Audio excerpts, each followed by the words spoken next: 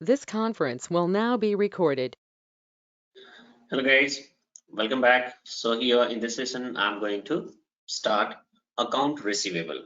So first of all, we'll explain theoretically what is this account receivable and all. Then we'll proceed further for the configurations and all. And there are several things we are going to discuss even in account receivable also.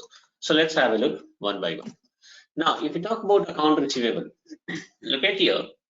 When you go for Google search, look at here now. Definitions will be like very complex definitions are going to come, guys.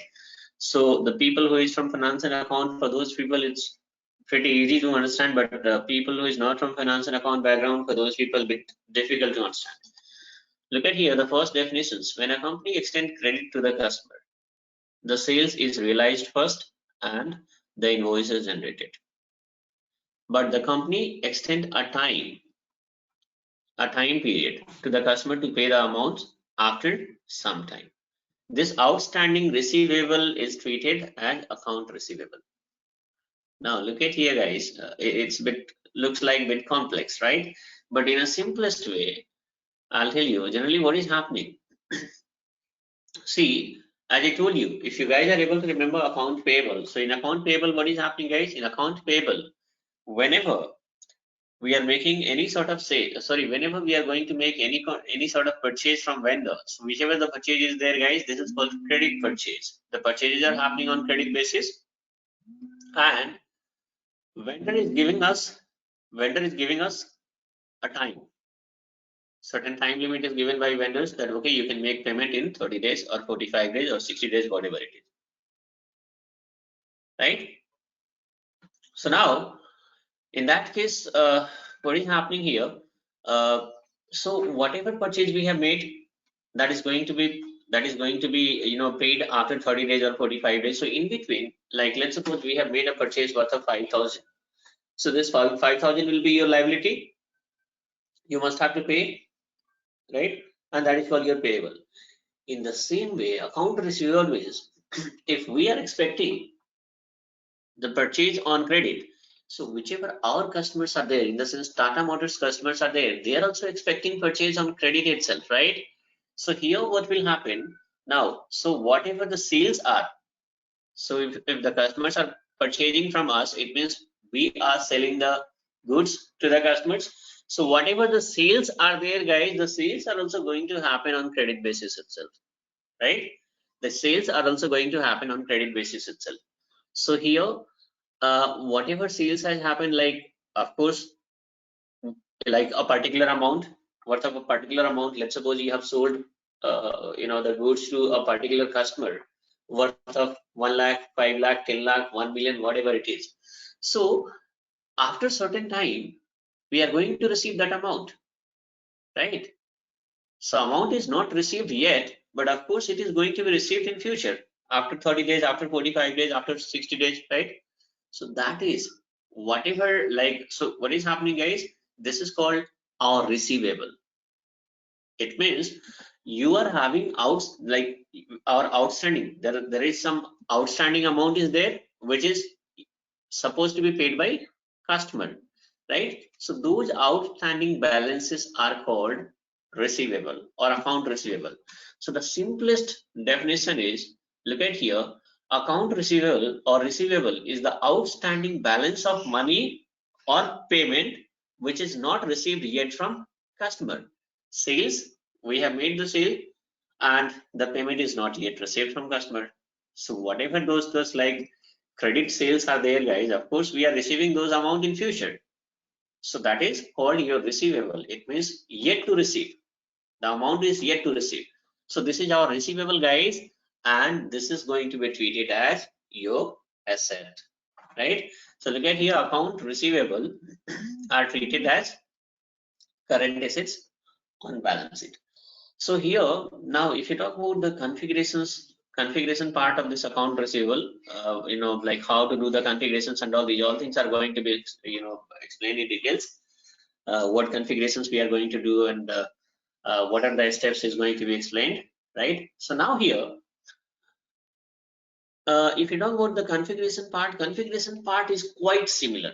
Quite similar. Look at here to account payable. In account payable, if you guys are able to remember, we have defined vendor account groups. Before that, for GL master, we have defined GL account groups, right? Now for customer, we are going to define customer account groups.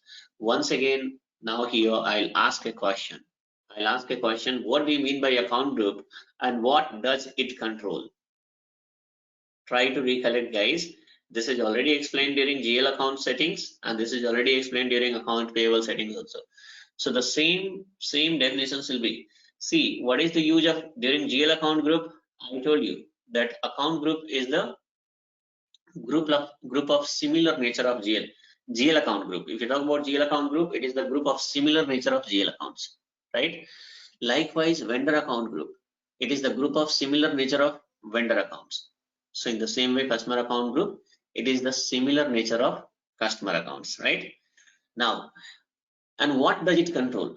So what about GL account group, guys? What does it control? So GL account group controls the fields of GL master, and it also controls the number ranges of GL master.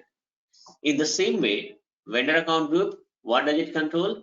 It controls the fields of vendor master, the fields which appears at the time of creation of vendor master, right? So it controls the fields of vendor master. At the same time, it controls the number ranges of vendor master. If you create a vendor, try to remember, guys, if you set up a vendor, system is going to generate a vendor number where it is coming from.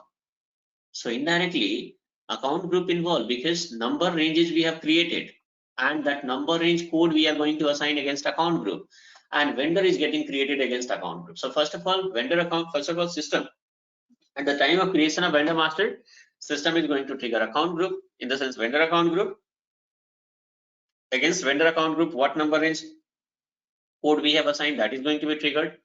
And against that number range code, whatever range we are given, that is going to be triggered by system, and from that range, system is going to generate a number, that is vendor master number. In the same way, now here for a customer account group, so customer account group controls what, guys? Customer account group controls the field of customer master, and it also controls the number ranges of customer master. Now, so if somebody asks what do you mean by customer account group, vendor account group, GL account group, then you have to speak specifically about the vendor or customers or GL. If somebody asks what do you mean by account groups, or what do you mean by account group, so in that case, what you have to say, guys, this is general questions, right? 98% of the people, they will start speaking about GL account groups only. I'll tell you, guys, interviewer is not asking about GL account group or customer account group or vendor account group. Simply he asked, what do you mean by account group, right? So it is a kind of diplomatic questions, right? Question, what do you mean by account group? So you also have to give a diplomatic answer itself. You just say that account group controls the fields of master data. Never say GL or customer or vendor. Since interviewer didn't specify which master data, right? So why should I specify which master data, right? So interviewer is asking a diplomatic questions. What do you mean by account group? I'm also going to give diplomatic answer itself. Account group controls the fields of master data. It also controls the number range. That's it, right? And it is the group of similar nature of master data, you can say. Which master data? Customer, vendor, or GL? If you say GL account group, then similar nature of GL, group of similar nature of GL account. If he says vendor account group, then group of similar nature of vendor accounts. And if he says customer account group, then group of similar nature of customers. This is how you have to answer, right? And then apart from this, create the number ranges and all in the same way, the way we have created for vendor during vendor, account payable basic settings. In the same way here in customer also, you have to configure the same things. Then number range we have to assign to the account group. So these things I'm going to explain these things again one by one. I'm going to explain in next session, guys. We'll set up this account groups and all number ranges and everything, and then we'll proceed further. So here, like in this session, theoretically I had to explain what is this account receivable and all. Next session onwards, we'll see practically everything. So that's all in this session, guys.